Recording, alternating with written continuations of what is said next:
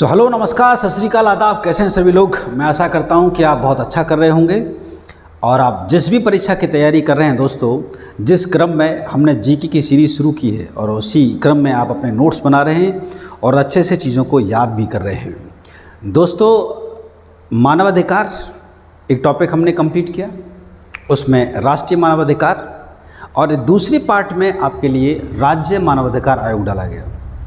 इसी क्रम में सूचना का अधिकार कि वीडियो की थोड़ी सी लेंथ बड़ी ना हो जाए और आप बोरियत फील ना करने लग जाएं, तो उसी क्रम में दोस्तों मैंने इसको दो पार्ट में रखा है। पहला पार्ट आप तक पहुंच चुका है और दूसरे पार्ट में अब थोड़ी सी इसके आगे की चर्चा करते हैं।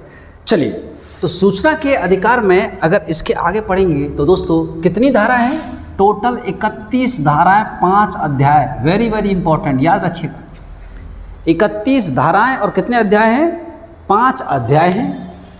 अब थोड़ा सा सूचना के अधिकार में जो भी आप सूचना प्राप्त करना चाहते हैं तो सरकार की ओर से केंद्रीय स्तर पर और राज्य के स्तर पर भैया आप सूचना प्राप्त करेंगे। इसके लिए कुछ विभाग बनाया जाए, इसके लिए कोई आयोग बनाया जाए, उसका गठन किया जाए और कुछ प्राधिकारी होंगे इससे संबंधित जिनकी जिम्मेदारी होगी आपको सूचना देने के संदर्भ में। तो मेरे मित्रों, इसी की तर्ज पर सूचना के अधिकार से संबंधित केंद्रीय स्तर पर केंद्रीय सूचना आयोग की स्थापना की गई और राज्यों के स्तर पर राज्य सूचना आयोग की स्थापना की गई। तो पहला सवाल जो यहाँ से बनता है कि केंद्रीय सूचना आयोग सूचना के अधिकार के कौन से भाग में आते हैं? तो सूचना के अधिकार के भाग नंबर 3 में आते हैं और राज्य सूचना आयोग का संबंध है अध्याय नंबर 4 से। अध्याय 3 और अध्याय 4 याद रखिएगा, ठीक है। तो यहाँ पर मैंने इनको 2 हिस्सों में बांट दिया है, केंद्रीय सूचना आयोग और राज्य सूचना आयोग, और एक दूसरे के साथ में हम जोड़ते हुए दोनों को समझेंगे तो जिससे कि क्या होगा, आपको चीज़ें ज़्यादा लिंक होंगी और आप रिलेट कर पाएंगे। आइए देखिए दोस्तों, सबसे पहली बात कि इसका गठन, केंद्रीय सूचना आयोग का गठन कौन करेगा? तो देखिए, केंद्रीय तो केंद्र सरकार, केंद्रीय स्तर पर कौन करेगी? केंद्र सरकार करेगी। और बहुत ज़्यादा महत्वपूर्ण सवाल याद रखिएगा, ये कौन सी धारा के अंतर्गत होता है? धारा 12, धारा संख्या 12 याद रखिएगा। और इसी प्रकार से राज्य सूचना आयोग का गठन राज्य सरकार करेगी। इसकी धारा भी बहुत महत्वपूर्ण है। कौन सी धारा? यहाँ पर 12 और यहाँ पर क्या है? 15। दोनों धाराओं को याद रखना, इनसे सवाल बहुत बनता है। तो धारा 12 और धारा क्या? 15। टोटल धाराएं कितनी है? 31। कितने भाग हैं? 5। भाग 3 में केंद्रीय सूचना आयोग और अध्याय 4 के अंदर कौन है? राज्य सूचना आयोग। आगे चलें, चलिए अब दूसरे बिंदु पर देखें तो इसकी संरचना में कौन कौन शामिल होगा? तो देखिए, एक मुख्य सूचना आयुक्त होगा और अन्य सूचना आयुक्त होंगे केंद्रीय सूचना आयोग में, जिनकी मैक्सिमम यानी अधिकतम संख्या कितनी हो सकती है? 10 हो सकती है। जो अन्य सूचना आयुक्त हैं उनकी संख्या कितनी होगी? 10 होगी। उसी प्रकार से राज्य सूचना आयोग में एक मुख्य सूचना आयुक्त होगा और अन्य राज्य सूचना आयुक्त होंगे जिनकी अधिकतम संख्या कितनी होगी? 10 होगी। समझ रहे हैं आप? एक केंद्रीय सूचना आयोग, दूसरा राज्य सूचना आयोग। उसमें क्या है? एक मुख्य सूचना आयुक्त है और दूसरा कौन है? अन्य राज्य सूचना या फिर अन्य सूचना आयुक्त हैं जिनकी अधिकतम संख्या कितनी है? 10। लिंक कर पा रहे हैं एक दूसरे में? एक सवाल यहाँ से ही बन जाता है कि मुख्य सूचना आयुक्त जो है तो इसकी पदाविधि से संबंधित जो बातें हैं मेरे दोस्तों वो कौन सी धारा में आती हैं? धारा 13 में। करना चाहो तो कर लेना, लिख दिया है, लेकिन इतना महत्वपूर्ण नहीं है। अब बात करते हैं कि इनकी नियुक्ति की। इनकी नियुक्ति कौन करेगा? मेरे मित्रों, इनकी नियुक्ति केंद्रीय स्तर पर देखें तो राष्ट्रपति के द्वारा इनकी नियुक्ति की जाएगी। अब राष्ट्रपति खुद तो करेंगे नहीं, राष्ट्रपति एक समिति है, उस समिति की सिफारिश पर राष्ट्रपति इनकी नियुक्ति करेंगे। और याद रखिएगा उस समिति में कौन कौन है? तो उस समिति का जो अध्यक्ष होगा वो कौन है? प्रधानमंत्री। केंद्रीय स्तर पर उस समिति के अध्यक्ष कौन होंगे? प्रधानमंत्री। और याद रखिएगा, प्रधानमंत्री के मंत्रिमंडल का एक मंत्री जो दूसरा इनका सदस्य है जो कि पीएम के द्वारा मनोनीत होगा, यानी नॉमिनेटेड, नामित। समझते हैं ना आप इन शब्दों का मतलब? Nomination, nominated, elected. निर्वाचन अलग चीज़ है, समझ, चुनाव के द्वारा किसी व्यक्ति को चुना जाता है, इलेक्टेड। निर्वाचन की प्रक्रिया, मनोनीत, मनोनयन, नॉमिनेटेड, नॉमिनेशन, चुनाव की प्रक्रिया नहीं है। प्रधानमंत्री ने जिस व्यक्ति को नामित कर दिया दोस्तों, वही क्या, नॉमिनेशन या मनोनीत की प्रक्रिया कहलाती है।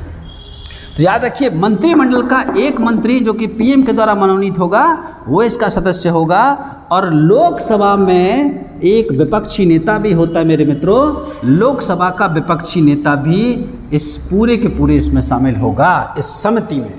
तो इनकी नियुक्ति राष्ट्रपति करेगा, लेकिन समिति के इशारों पर, उनकी सिफारिश पर, जिसका अध्यक्ष प्रधानमंत्री, और मंत्रिमंडल, प्रधानमंत्री के मंत्रिमंडल का एक मंत्री जो कि पीएम के द्वारा मनोनीत होगा, ठीक है, नॉमिनेटेड होगा, और लोकसभा का क्या है, एक विपक्षी नेता।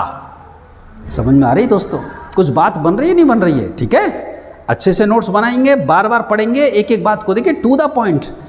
हमें विशेषज्ञ नहीं बनना है, फिर से समझें, किसी भी टॉपिक पर आपको विशेषज्ञता हासिल करने की ज़रूरत नहीं है।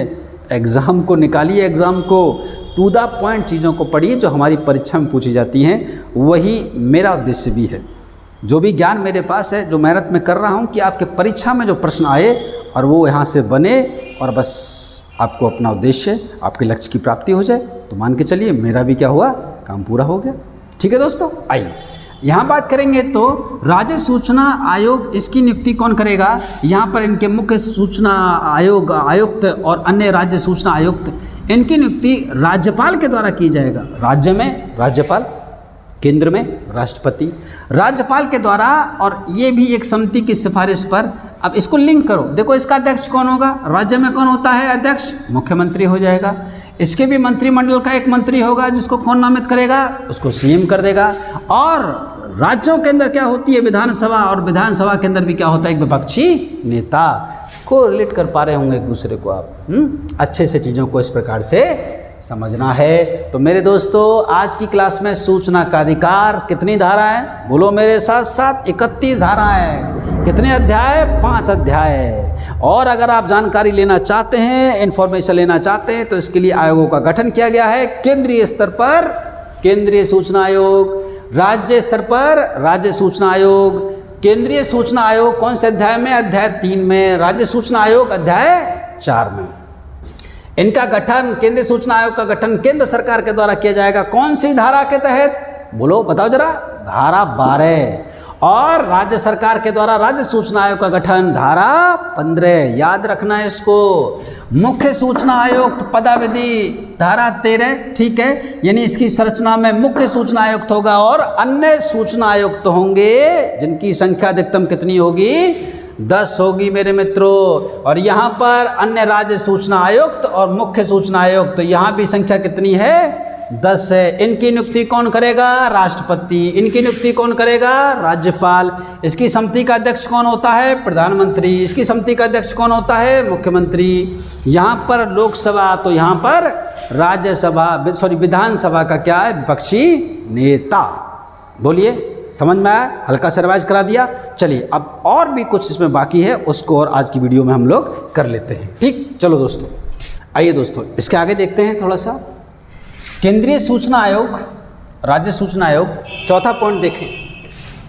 मुख्य सूचना आयुक्त तो अन्य सूचना आयुक्त, क्या इनके पद को इनके पद से इनके समय पूर्व हटाया जा सकता है क्या? जी हाँ। देखिए, केंद्रीय सूचना आयोग में धारा 14 के अंतर्गत इनको इनके पद से राष्ट्रपति के द्वारा हटाया जा सकता है। वेरी वेरी इंपॉर्टेंट, याद रखिएगा। लेकिन हटाने से पहले सुप्रीम कोर्ट क्या करेंगे? इसकी जांच करेगा। और किस आधार पर? कौन कौन सा? देखो, या तो वो दिवालिया हो रखे हों, या असमर्थता, किसी प्रकार से शारीरिक रूप से, मानसिक रूप से असमर्थ हैं कार्य करने में, और या फिर उन पर किसी प्रकार का आचार विचार से संबंधित आरोप लगा है, सिद्ध कदाचार, उसमें दोषी पाए जाते हैं। मेरे मित्रों, अगर इनमें सुप्रीम कोर्ट की जांच पर दोषी पाए जाते हैं, तो राष्ट्रपति के द्वारा इनको धारा 14 के अंतर्गत हटाया जा सकता है। केंद्रीय सूचना आयोग के मुख्य सूचना आयुक्त और अन्य सूचना आयुक्त को। समझ रहे हैं आप? चलिए, इसी प्रकार से अगर यहाँ देखें, राज्य सूचना आयोग में इनको इनके पद से कौन हटाएगा? राज्यपाल। यहाँ पर कौन? राष्ट्रपति। यहाँ पर कौन? राज्यपाल। यहाँ किसकी जांच? सुप्रीम कोर्ट की। यहाँ किसकी जांच? हाई कोर्ट की, क्योंकि राज्य में कौन होता है? उच्च न्यायालय। केंद्र में कौन है? सर्वोच्च न्यायालय या उच्चतम न्यायालय यानी सुप्रीम कोर्ट। किस आधार पर करेगा? यही देखिए सेम एरो मैंने इधर लगा दिया है, तो ये तीनों का तीनों पॉइंट यहाँ पर सेम है। दिवालिया हो, असमर्थता हो, सिद्ध कदाचार। ठीक है मेरे दोस्तों, चलिए अगले पॉइंट की बात अगर करते हैं हम लोग, कार्यकाल। तो इनका कार्यकाल क्या होगा? वेरी वेरी इंपॉर्टेंट, 3 वर्ष या फिर 65 वर्ष। इनमें से जो पहले हो जाएगा मेरे मित्रों, ये भी राज्य में भी होता है और केंद्र में भी होता है, दोनों में। इनमें से जो पहले हो जाएगा उसी के आधार पर इनके कार्यकाल इसको समाप्ति होगी। एक बात और याद रखिएगा, यहाँ पर इनकी पुनर्नियुक्ति के पात्र नहीं होते, यानी इनका एक बार चयन होने के बाद में इनको दोबारा नियुक्ति नहीं दी जा सकती। याद रखिएगा, वहाँ पर आप जब राज्य मानवाधिकार आयोग और मानवाधिकार आयोग में राष्ट्रीय मानवाधिकार आयोग पढ़ रहे थे, तो उनके जो अध्यक्ष होते थे मेरे दोस्तों और उनके जो सदस्य हैं, उनकी पुनर्नियुक्ति की जा सकती थी कितनी भी बार, लेकिन ये पुनर्नियुक्ति के पात्र नहीं होते हैं। अगर इनकी वेतन की चर्चा करें तो देखिए, केंद्रीय सूचना आयोग के अंदर मुख्य सूचना आयुक्त का जो वेतन है 2,50,000 और अन्य सूचना आयुक्त जो हैं उनका वेतन है 2,25,000, जबकि मुख्य राज्य सूचना आयोग का आयुक्त जो है उसका वेतन 2,25,000 और अन्य सूचना आयुक्त यानी जिनकी संख्या मैक्सिमम 10 हो सकती है मेरे मित्रों, उनकी संख्या कितनी है? उनका वेतन कितना है? 2,25,000। ये अपना त्यागपत्र किसको देते हैं? ये अपना त्यागपत्र राष्ट्रपति को देंगे, जबकि ये अपना त्यागपत्र किसको देते हैं? राज्यपाल को देते हैं। तो मेरे मित्रों, सूचना के अधिकार में जो आयोग केंद्रीय स्तर पर केंद्रीय सूचना आयोग और राज्य स्तर पर राज्य सूचना आयोग का गठन हुआ और इनमें जो महत्वपूर्ण पहलू थे उन पर हमने क्या की? चर्चा की। अब सूचना के अधिकार पर कुछ महत्वपूर्ण अंतर्राष्ट्रीय स्तर पर कुछ तथ्य हैं, जो फैक्ट्स हैं, ये भी आपको जानना चाहिए। जैसे कि पूरी विश्व में सबसे पहला ऐसा कौन सा देश है, क्लियर है, जिसने सूचना के अधिकार को अपनाया? उसकी तिथि क्या है, कब अपनाया? दूसरी बात, पूरे दुनिया में कितने देश ऐसे हैं जो कि सूचना के अधिकार को अपनाते हैं? और ऐसा कौन सा देश है जहां पर तत्काल रूप से और निःशुल्क रूप से सूचना का अधिकार यानी आपको सूचना प्राप्त होती है, किसी प्रकार की कोई भी शुल्क नहीं वसूली जाती? ठीक है मेरे दोस्तों, तो कुछ और तथ्य, ऐसे तथ्य जो कि हमारे परीक्षा के लिए महत्वपूर्ण बन जाते हैं, इनको और हम कंप्लीट करते हैं और आज ही की वीडियो हम यहाँ पर समाप्त करेंगे। ठीक है दोस्तों, चलिए तो लिखेंगे ज़रा। चलिए दोस्तों देखते हैं, जैसे कि मैंने आपको बताया था, नोट डालकर कुछ महत्वपूर्ण पॉइंट। विश्व में पहला ऐसा देश जिसमें RTI लागू हुई, वो कौन सा देश है? स्वीडन। और कौन से वर्ष में? 1766 में। दोनों तिथि और देश दोनों को याद रखिएगा।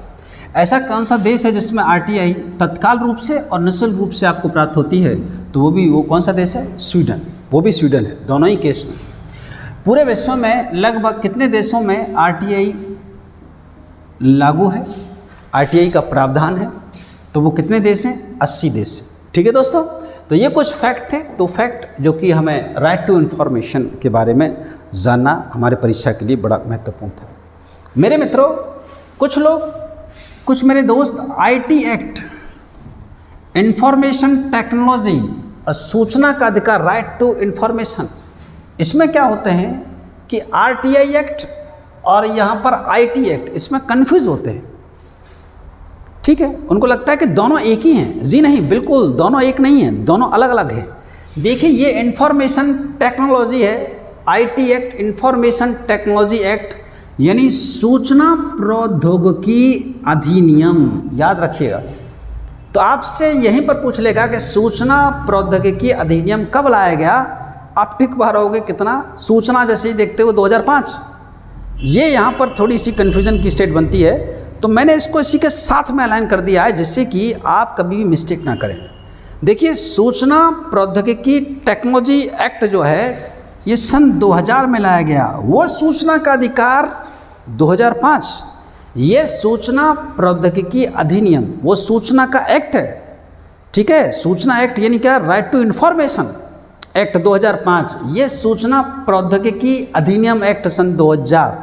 याद रखिएगा, इसमें सन 2008 के अंदर संशोधन हुआ और जिस पर सर्वाधिक जो ध्यान दिया गया साइबर सुरक्षा। आप देख पा रहे हैं किसी प्रकार से साइबर अटैक्स होते रहते हैं। कोई किसी का अकाउंट हैक कर लेता है कि अभी इसका अकाउंट हैक हो गया, इसका अकाउंट हैक हो गया, बड़े बड़े बैंक्स के अकाउंट जो हैक हो जाते हैं। तो इसी प्रकार से cyber security is very very important. और याद रखिएगा, साइबर सुरक्षा जो है उत्तर प्रदेश कांस्टेबल परीक्षा का मेरे मित्रों, जो जितने भी यूपी की परीक्षा उनके सिलेबस में ये एक स्पेशल टॉपिक है और यहाँ से क्वेश्चन पूछे जाएंगे। तो इसके अतिरिक्त जो भी फैक्ट्स होंगे और जो भी चीज़ें समझने वाली होंगी उनको हम वहीं पर समझेंगे। तो मेरे मित्रों, मेरी ओर से राइट टू इन्फॉर्मेशन 2 भागों में आपके लिए दिया गया और परीक्षा के लिए बिल्कुल पर्याप्त है। बस जितने भी तथ्य और जो भी सामग्री आपको दी गई है, आप उसे क्या करें, बार बार रिवाइज करें। देखिए, परीक्षा में पास होने के लिए आपको स्किल जनरेट करनी होगी, मैंने आपको पहले ही बताया। कम चीज़ों को ज़्यादा से बार मल्टीपल रिवीजन आप इनको रिवाइज कीजिए। ऑब्जेक्टिव क्वेश्चंस में जाकर मॉक टेस्ट लगाइए, प्रैक्टिस टेस्ट लगाइए, प्रीवियस ईयर पेपर्स लगाइए, वहाँ जाकर क्वेश्चंस का नेचर देखिए, उनको प्रैक्टिस आपको करना है। ठीक है, ज़्यादा से ज़्यादा रिवीजन करना है, सोर्स लिमिटेड रखने हैं अपने। तो इस टॉपिक पर जितनी संबंधित बातें होती हैं उस पर हमने रिसर्च कर पीएचडी करके अपना इतना समय देकर दोस्तों आपके साथ में साझा कर तो दिया। So why are you wasting your time?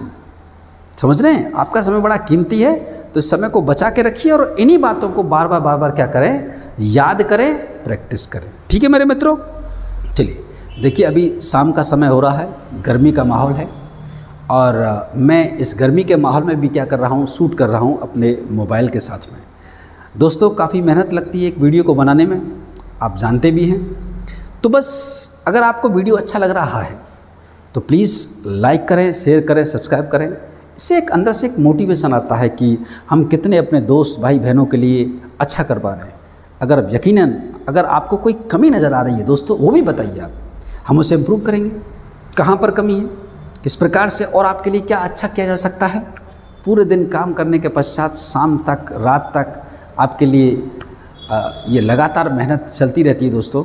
सो आपसे इट्स माय रिक्वेस्ट कि जितने भी आपके मित्र, चाहने वाले दोस्त, जो भी ज़रूरतमंद है, उन तक आप इस वीडियो को पहुंचाइए और वो भी जो है इसकी मदद ले सकते हैं। सो लगातार आप चैनल को सब्सक्राइब कर लें, ठीक है, बेल आइकन को प्रेस कर लें। जैसे ही मेरी वीडियो आएगी दोस्तों आप तक पहुंच जाएगी। और इसी के साथ पूरे सिलेबस, पूरे कोर्स में आप मेरे साथ जुड़े रहिएगा। धीरे धीरे करके मैं अभी मैथ्स का सीरीज लेकर आने वाला हूं। हर चैप्टर से संबंधित 20 से 30 क्वेश्चन, 50 क्वेश्चन, 40 क्वेश्चन, जितने भी टाइप्स हैं सारे क्वेश्चंस हम कवर करेंगे धीरे धीरे करके। लेकिन उससे मोटिवेशन कहाँ से मिलेगा, वो आप लोग मोटिवेट करेंगे। आप कमेंट कीजिए, कमेंट में बताइए कि आपको वीडियो कैसा लगा है। ठीक है, अगर कहीं कोई कमी है तो उससे इम्प्रूव किया जाएगा। तो दोस्तों आज के लिए इतना ही। मैं आशा करता हूँ कि आप लगातार अपने माता पिता के आशीर्वाद से, अपने गुरुजन के आशीर्वाद से लगातार इसी प्रकार का प्रयत्न करते रहेंगे। तो आज के लिए इतना ही। नमस्कार, राम राम।